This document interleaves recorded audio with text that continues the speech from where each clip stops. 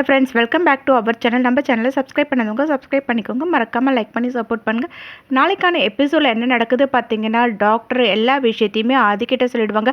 அதை கேட்ட உடனே ஆதி அவரோட இதயத்தை தொட்டு பார்த்துட்டு டாக்டர்கிட்ட, நீங்கள் பண்ணது எவ்வளோ பெரிய க்ரைம் தெரியுமா, இதில் சம்மந்தப்பட்ட எல்லாரையுமே நான் போலீஸில் பிடிச்சி கொடுக்க போகிறேன் அப்படின்வாங்க. அதை கேட்ட டாக்டர் வந்துட்டு, எனக்கு ஒன்றும் பிரச்சனை இல்லை, நீங்கள் போலீஸ்கிட்ட போங்க, ஆனால் உங்களுக்கு அம்மான்னு ஒருத்தவங்க இருக்க மாட்டாங்க அப்படின்வாங்க. அதை கேட்ட ஆதி, என்ன டாக்டர் சொல்கிறீங்க அப்படின்னு வந்து கேட்பாரு. அதுக்கு டாக்டர் வந்துட்டு, ஆமாம், இதில் உங்கள் அம்மாவும் சம்மந்தப்பட்டிருக்காங்க, உங்கள் அம்மாவுக்கும் எல்லாமே தெரியும், உங்கள் அம்மா சொன்னதுனால தான் இந்த ஆப்ரேஷனே நான் பண்ணேன் அப்படின்னு வந்து சொல்லுவாங்க. அதை கேட்ட உடனே ஆதி பார்த்தீங்கன்னா ஃபீல் பண்ணிவிட்டு அங்கேருந்து கிளம்பி நேராக வீட்டுக்கு வருவாங்க. பாரதி அங்கே வெயிட் பண்ணிகிட்டு இருப்பாங்க. ஆதியை பார்த்துட்டு, என்ன ஆதி இன்னும் இவ்வளோ லேட்டாக வந்திருக்கீங்க, நீங்கள் சாப்பிட்றதுக்கு மதியமே வருவீங்கன்னு பார்த்தேன், ஆனால் நீங்கள் இப்போ தான் வரீங்களா, சரி வாங்க சாப்பிடுங்க அப்படின்னு வந்து கூப்பிடுவாங்க. அதுக்கு ஆதி வந்துட்டு, இல்லை பாரதி நான் சாப்பிட்டுட்டேன், இல்லை எனக்கு பசிக்கல அப்படின்னு வந்து சொல்லுவாங்க. அதை கேட்ட பாரதி வந்துட்டு, உங்களுக்கு பசிக்குதா இல்லை நீங்கள் சாப்பிட்டீங்களா, எதுவாக இருந்தாலும் நீங்கள் இப்போ சாப்பிட்டுட்டு தான் போகணும், வாங்க அப்படின்னு வந்து கூப்பிடுவாங்க. அதுக்கு பார்த்தீங்கன்னா பாரதியை பார்த்ததுலேருந்து ரொம்பவே ஒரு கில்ட்டி ஃபீலிங்கில் ஒன்றுமே பேச முடியாமல் அப்படியே திகைச்சு போய் நின்றுட்டுருப்பாங்க. பாரதியும் வந்துட்டு, என்ன ஆதி ஒரு மாதிரி இருக்கீங்க, வாங்க உட்காருங்க சாப்பிட்டு போங்க அப்படின்வாங்க. அப்போ ஆதி வந்துட்டு, அம்மா எங்கே இருக்காங்க அப்படின்னு வந்து கேட்பாங்க. அதுக்கு பாரதி, அம்மா ரூமில் தான் இருக்காங்க, அவங்க சாப்பிட்டு போய் படுத்துட்டாங்க, நான் வேணா அவங்கள கூப்பிடட்டுமா அப்படின்னு வந்து கேட்பாங்க. இல்லை பரவாயில்ல, நானே அப்புறமா போய் அம்மாவை பார்த்துக்கிறேன் அப்படின்னு சொல்லிட்டு ஆதி பார்த்தீங்கன்னா பிளேட்டில் இருக்க சாப்பாடு கூட எடுத்து சாப்பிடாம யோசிச்சிட்டே இருப்பாங்க. அப்போ பாரதி வந்துட்டு, என்ன ஆதி நீங்கள் மதியம் வரேன்னு வந்து சொன்னீங்க, வரவும் இல்லை, நீங்கள் சாப்பிட்டீங்களா இல்லையான்னு தெரியவே இல்லை, உங்களுக்காக நான் எவ்வளோ நேரம் வெயிட் பண்ணேன், உங்களுக்கு கால் பண்ணாலும் நம்பர் ரீச் ஆகலை, அப்படி எங்கே தான் போனீங்க அப்படின்னு வந்து கேட்பாங்க. அதுக்கு ஆதி வந்துட்டு, ஒன்றும் இல்லை பாரதி, எனக்கு இன்றைக்கி வேலை கொஞ்சம் அதிகமாக இருந்தது, சைட் விசிட்லாம் போயிட்டு வந்தேன்னா ரொம்ப டயர்டாக இருக்குது அப்படின்னு வந்து சொல்லிட்டு இருப்பாங்க. அதை கேட்ட பாரதி, சரி நான் உங்களுக்காக ஒவ்வொன்றும் பார்த்து பார்த்து சமைச்சிருக்கேன், எப்படி இருக்குன்னு சொல்லுங்கள் அப்படின்னு வந்து கேட்பாங்க. அதுக்கு ஆதி வந்துட்டு, இந்த மோர் குழம்பு நல்லா இருக்குது அப்படின்வாங்க. அதுக்கு பாரதி, அது மோர் குழம்பே இல்லை அவியல் அப்படின்னு சொல்லிட்டு சிரிச்சிட்டு இருப்பாங்க. இங்கே ஆதி பார்த்தீங்கன்னா, சரிங்க பாரதி நான் போய் ரெஸ்ட் எடுக்கிறேன் அப்படின்னு சொல்லுவாங்க. அதை கேட்ட பாரதி, என்னாச்சு ஆதி நீங்கள் ஒரு மாதிரி இருக்கீங்க, நீங்கள் மனசில் என்ன நினச்சாலும் அது எனக்கு தெரியும், எதனா பிரச்சனையா எதுவாக இருந்தாலும் என்கிட்ட சொல்லுங்கள், ஆஃபீஸில் எதனா ப்ராப்ளமா இல்லை உங்களுக்கு இதயத்தில் எதனா ப்ராப்ளமா, டாக்டர்கிட்ட போகலாமா அப்படின்னு வந்து கேட்பாங்க. அதுக்கு ஆதி, அதெல்லாம் ஒன்றும் இல்லை, ரெஸ்ட் எடுத்தால் சரியாக இருக்கும், நீங்கள் சாப்பிட்டீங்களா அப்படின்னு வந்து கேட்டுட்டு, சரி நான் கிளம்புறேன்னு சொல்லிட்டு அங்கேருந்து போயிடுவாங்க. பாரதியும் பார்த்தீங்கன்னா ஆதி ஒரு மாதிரி வித்தியாசமாக பிஹேவ் பண்ணுறாருன்ற மாதிரி பார்த்துட்டு இருப்பாங்க.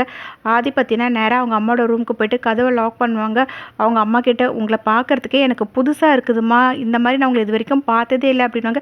என்ன பேசுகிற ஆதி, எனக்கு ஒன்றுமே புரியல அப்படின்னு வந்து கேட்கும்போது ஆதி வந்துட்டு, அம்மா என்னோடய இதயத்தை பற்றி தான் நான் பேசிகிட்டு இருக்கேன், இதில் யார் யார் சம்மந்தப்பட்டிருக்காங்க, எனக்கு எப்படி இதயம் கிடச்சிது, யாரோட இதயம் எல்லாமே தெரிஞ்சிடுச்சுமா அப்படின்னு வந்து சொல்லிட்டு இருப்பாங்க. அதை கேட்ட உடனே சாரதா அப்படி ஒன்றுமே புரியாமல் அவங்க கஷ்டப்பட்டு அவங்களும் ஃபீல் பண்ணி அழுதுட்டு இருப்பாங்க. அப்போ ஆதி வந்துட்டு, அம்மா நீங்கள் என்கிட்ட எந்த ஒரு விஷயத்தையும் மறைக்க மாட்டீங்க, என்கிட்ட எல்லாத்தையுமே நீங்கள் சொல்லி தான் செய்வீங்கன்னு நான் நினச்சிட்டு இருந்தேன், ஆனால் இப்படி ஒரு விஷயத்தை உங்களால் எப்படிம்மா பண்ண முடிஞ்சது, நான் இதை உங்ககிட்ட கொஞ்சம் கூட எதிர்பார்க்கவே இல்லை, பாரதியோட நிலைமையை பற்றி நீங்கள் கொஞ்ச நேரம் யோசிச்சு பார்த்தீங்களா, என்னால் பாரதியை முகம் கொண்டு பார்க்கவே முடியல, எனக்கு ஒரு மாதிரி குற்ற உணர்ச்சியாக இருக்குதுமா, அவங்கள நான் எப்படி ஃபேஸ் பண்ண போகிறேன்னு எனக்கு தெரியவே இல்லை, ஏமா இந்த மாதிரிலாம் பண்ணீங்க அப்படின்னு வந்து கேட்பாங்க. அதுக்கு சாரதா வந்துட்டு, என்னை மன்னிச்சிடாதி, நான் இதை உங்ககிட்ட சொல்லக்கூடாதுன்னு இல்லை, ஆனால் இதை எப்படி சொல்கிறதுன்னு தெரியவும் இல்லை, அதுவும் இல்லாமல் நீ ஹாஸ்பிட்டல் அந்த நிலைமையில இருந்தியா, அப்போது வாசுவும் அடிப்பட்ட ஹாஸ்பிட்டலுக்கு வந்தாரா, அவங்க குடும்பத்துலேயும் நாங்கள் கேட்டு பார்த்தோம், யாருமே சம்மதிக்காததுனால அவங்க யாருக்குமே தெரியாமல் இந்த இதயத்தை எடுத்து உனக்கு வைக்க வேண்டியதாக போயிடுச்சு அப்படின்னு சொல்லிட்டு இருப்பாங்க. அதை கேட்டால் ஆதி வந்துட்டு, இதுக்கு நான் அப்படியே சாகட்டும்னு என்னை விட்டுருக்கலாமா, இப்போ நான் தினம் சாக போகிறேன், அதை நினைக்கும் போது எனக்கு எவ்வளோ கஷ்டமாக இருக்குது தெரியுமா அப்படின்வாங்க. அதை கேட்ட சாரதா, ஏன் ஆதி இப்படிலாம் பேசுகிற, எங்களுக்கு வேறு வழி தெரியல, நீ பாரதியை கல்யாணம் பண்ணிப்பேன்றதை நாங்கள் கொஞ்சம் கூட எதிர்பார்க்கவே இல்லை அப்படின்னு சொல்லுவாங்க. அதை கேட்ட ஆதி, ஓ இதுக்காக தான் நீங்கள் இந்த கல்யாணத்தை நிறுத்துறதுக்கு இவ்வளோ பிளான் பண்ணிங்களா, ஏமா எல்லாத்தையுமே என்கிட்ட நீங்கள் சொல்லியிருக்கலாம்ல அப்படின்னு வந்து சொல்லி கேட்பாங்க. அதுக்கு சாரதா, எப்படி ஆதி நான் இதை உங்ககிட்ட சொல்லுவேன், உங்ககிட்ட சொல்லணும்னு நினச்சேன், ஆனால் அதுக்கான சந்தர்ப்பம் அமையாமலே போயிடுச்சுப்பா அப்படின்னு சொல்லிட்டு இருப்பாங்க. அதை கேட்ட உடனே ஆதி, அம்மா நீங்கள் பண்ணது எவ்வளோ பெரிய தப்பு தெரியுமா, இதில் யார் யாரெல்லாம் சம்மந்தப்பட்டிருக்காங்கன்றதை நீங்கள் சொல்லுங்கம்மா, நான் எல்லாருக்கிட்டையும் போய் பேசுகிறேன் அப்படின்வாங்க. அதை கேட்ட சாரதா வந்துட்டு, வேண்டாம் ஆதி, இதை பற்றி யாருக்கிட்டையுமே நீ போய் பேசாத, போலீஸ்லலாம் கம்ப்ளைண்ட் கொடுக்காத அப்படின்வாங்க. அதை கேட்ட ஆதி, இதுக்கு மேலே நான் கம்ப்ளைண்ட் கொடுத்து என்னமா ஆக போகுது, பாரதிக்கு இந்த விஷயம் தெரிஞ்சதுன்னா அவங்க என்ன பண்ணுவாங்கன்னு தெரியல, அவங்க பழைய வாழ்க்கையிலேருந்து இப்போ தான் கொஞ்சம் கொஞ்சமாக மீண்டு வந்துட்டுருக்காங்க, அவங்க சந்தோஷமாக அவங்க வாழ்க்கையை வாழணும்னு நினச்சிட்டு இருக்கும்போது இப்படி ஒரு விஷயம் நடந்திருக்கு, இது அவங்களுக்கு தெரியாமல் ஒவ்வொரு நாளும் எப்படிமா அந்த நாளை நகர்த்துறது, அது அவ்வளோ கஷ்டமாக இருக்கும், எனக்கு ஒன்றுமே புரியவே இல்லை போங்க அப்படின்னு சொல்லிட்டு அங்கேருந்து கிளம்பிடுவார். பார்த்திங்கன்னா இங்கே சாரதா ரொம்பவே ஃபீல் பண்ணிகிட்ருப்பாங்க.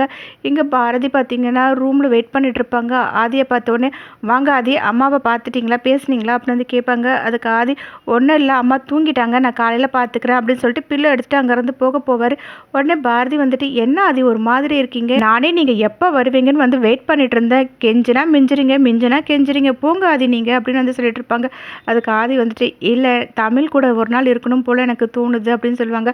அதுக்கு பாரதி வந்துட்டு அப்போ எதுக்கு நீங்கள் தமிழுக்குன்னு ஒரு ரூம் கொடுத்தீங்க, அவளுக்கு இங்கேயே ரூமில் பழக்கிருக்கலாம்ல அப்படின்வாங்க.